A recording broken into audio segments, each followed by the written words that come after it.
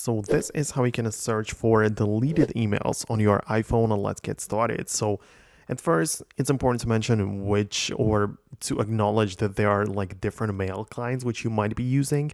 I'm going to be talking about the built-in Apple Mail, so let's get inside of this. So if you want to go to your deleted mails, just click on the mailboxes arrow in the top left corner, which moves you over into this section right here. And you can find like many different like mailboxes and like folders.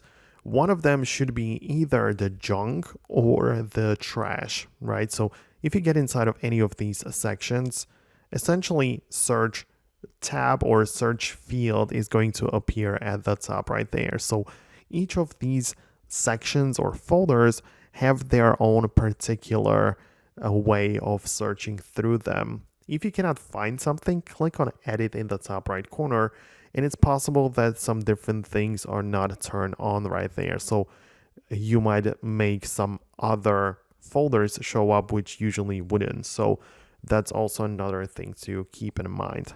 You should also know that if you don't like the way that it works within your current mail app, you can also explore some third-party options. Because for example, you can add your Google account or even like other ones inside of the Outlook app from Microsoft.